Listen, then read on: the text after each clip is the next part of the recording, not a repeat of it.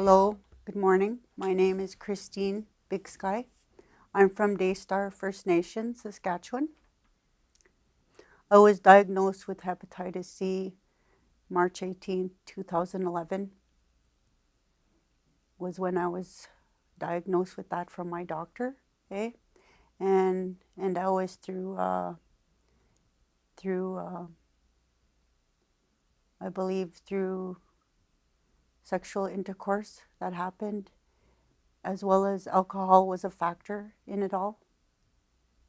So that is where I got my Hep C from, and I'm not sure if it was from um, it may have been from a family member that I caught it from, a male family member.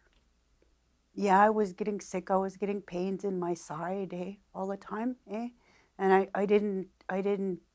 wasn't understanding why I was getting the pain, and where it was like, you know, why I was in so much pain all the time, It seemed to come and go all the time, You know, and it was always mostly there, just the odd time it would go away, not very often though, but it was always constantly hurting me, So I did finally go see the doctor, and then yes, the doctor did let me know that I was diagnosed with that, and he was questioning me, how many partners did I have, and you know, like questions like that, and like I was like on being honest with him enough, like, and being honest with myself to say that I was very promiscuous in my alcoholism as well, okay? So it could have been that too, maybe, like, but I don't believe it's from that though. I believe it's from me. Like I got into the alcohol scene. I was partying it up with my family members that time, my relatives in my community, right? And things happen, right? And that was, and I believe that's where I may have caught it from. It was from my uncle.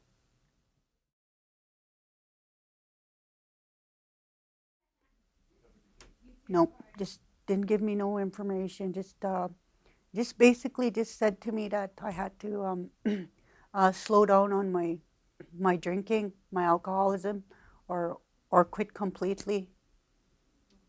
Yeah, and she said if I continue my alcoholism, that I would I would I could possibly die because from my liver, from due to the damage of my liver. She said to me that time, So she pretty much gave me an ultimatum that time. For me, it was an ultimatum. It was either my life or, you know. At that moment, for me, in the beginning, it was scary at first. I thought, oh, okay. I thought this tiny little thought that crossed my mind was that my life was over. My life was over now, and I can't live. What do I have to live for? I thought. This little fast, stinking thinking was crossing my mind like that, right? What do I have to live for now?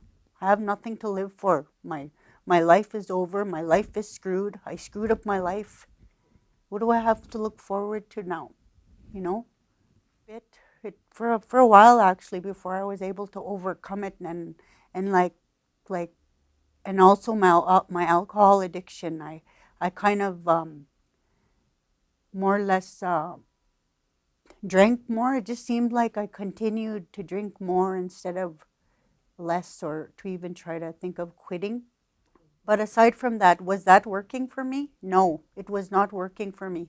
I was still in pain.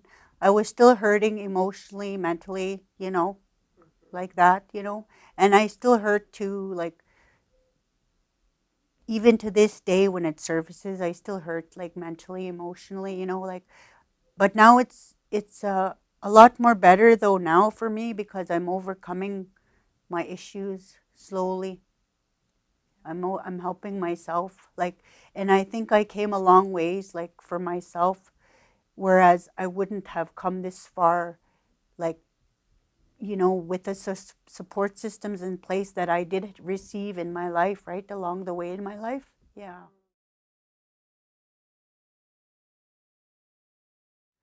There's no way I can possibly drink that stuff anymore. I quit that stuff long ago. I would tell people, I would come out and tell people that that I was very, that I'm very honest to myself out there, to people, right? That I tell them that, you know, I have a condition. I'm living with hepatitis C because of my alcoholism, you know. And I was very, very promiscuous in my alcoholism as well too, during my alcoholism days. Even like when I was not with my family, like partying with my family, eh? I'd be maybe partying like with other community members, like from my community or, you know, outside the community, like that, eh? You know, and then I'd end up getting promiscuous down along the way in my alcoholism there now, right, eh? I would go out with a number of guys, like, I just like, I was just being drunk and stupid, and I guess I needed to get my needs met when I was drunk and being stupid, drunk and stupid, eh? And that's what I used to do too in my life. I was very promiscuous in my alcoholism as well, eh? Now, first when my doctor diagnosed me with my hepatitis C condition, right? And then not right away after, I didn't like um, stop my drinking right away. That's why I was saying it seemed like I didn't want to care. I had the not caring at the time, right? I didn't want to care. I was just so like distraught and flabbergasted, shocked, stunned out of my tree. I guess I was in shock, eh? And all these emotions were coming over me. Eh? Like thinking my life is over, what should I care now? Why should I care now then anymore? Might as well just drink it away. Eh? That was like, that was my first thoughts, eh? That came to mind, and I was struggling through my emotions through that time, eh? And thinking about my life too, my whole life before my eyes in front of me, eh? And thinking, okay, Christine, you got to do something. And then also now, what even made me even more like to overcome my issues now with myself, within myself, also was my children, and the loss of my children, their father, because I'm their only parent they have left, you know and I need to better myself for my children so I can be there for my babies, eh? And they want, whenever they want mom's attention, or whenever they want to call on mom, right? Eh? I'm here for them. I have to be there for them, eh? Yeah. One very issue that I can think of is that the issue there that I had with my son earlier on there, and then he had to move out now, eh? That was a negative issue that turned into a positive now. Now, since he left my care, um, then he like was really insistent on going on his own, right? Okay. So then I thought, okay, I gave him that leeway. Okay, I'll see how it goes then. Say then. So we gave him that leeway to make his own decision. So he decided to go to the Salvation Army place to stay in there, right? Okay. And now he's staying in there, and he did end up in the hospital again. He was in the hospital again for about a week and a half. He just got out just recently here, eh? And he's back in the Salvation Army again, right? And that turned in from a negative to a positive. It just, because it seems like me and my son, we get along more better now because we're away from each other, eh? And eh, yeah, and he's, and I'm glad to hear. I'm starting to be more reassured and at ease, that knowing that my son is okay and that he will be okay out there in society, you know, and hearing that from his workers, eh? I was like more like at ease now. I was like I was able to relax more better, and you know, and be at more ease, and not to worry so much, eh, about my boy. I practice self-care by like I just take my day out. Sometimes I'll be at home. I'll stay at home some days. Well, lately I've been staying home before here, eh? I didn't go around for up until now today, eh, this morning, because I had no other way anyways either. I didn't have a way, eh? And I was broke, so I wasn't able to take the bus or anything, eh? Unless I catch a ride with my boyfriend downtown, eh? Well, for one thing, I pray in the mornings, eh?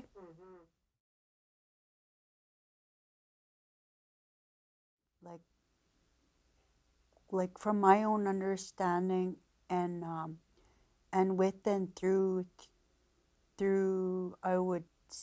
I believe, and I would say through my elders and people that are praying for me too out there.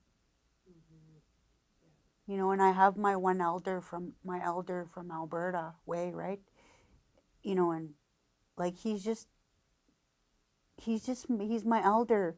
And that's the one I confide in him all the time in Alberta, and he just lives like down the block from me, right? From my son's house, eh?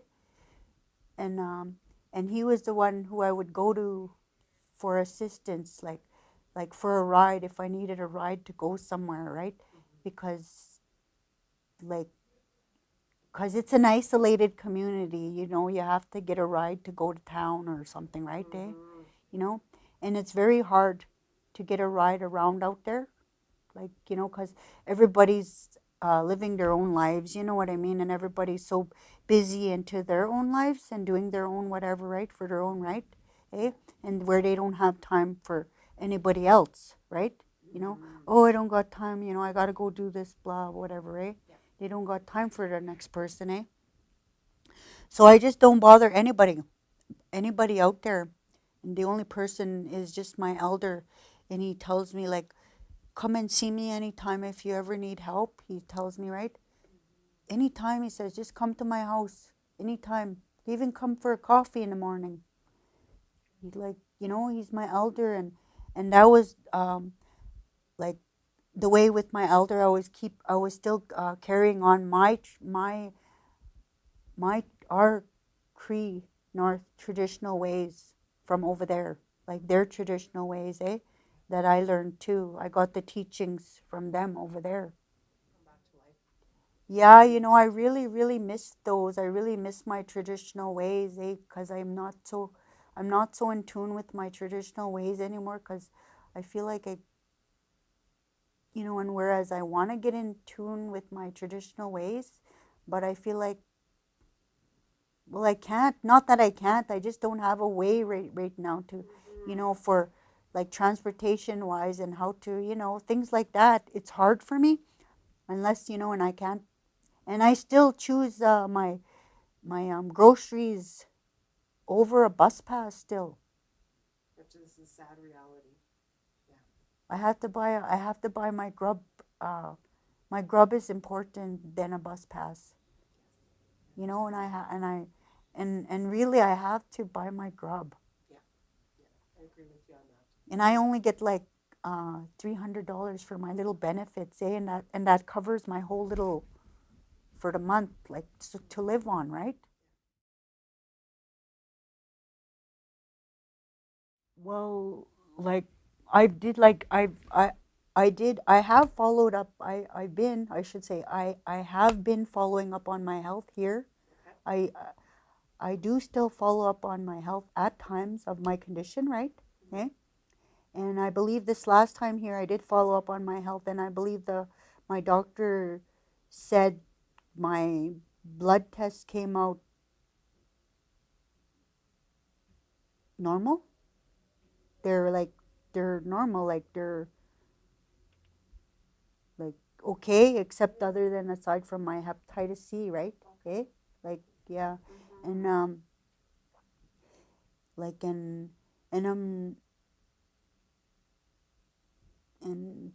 and then aside from that, like when I actually like did see my actual real doctor, my infectious disease doctor, um like she did say I can get like I can be on a treatment, right? Eh? Yeah. I can be like on this treatment plan thing or whatever, eh? But I just like she did give me that choice. I can either go on that program for or whatever, like for To get rid of the Hep C. the Hep C treatment plan. Yeah, the Yeah. treatment plan thing, right? Eh? Yeah. Like she did fill me in about some things about it, right? Eh? Mm-hmm. Either go through that way or and then aside from that, she did also tell me that um, I wasn't my damage black excuse me my Yeah. liver wasn't damaged enough as well to get the treatment that I needed. Now Okay. it's coming back to me. So Yeah, that's good news. yeah.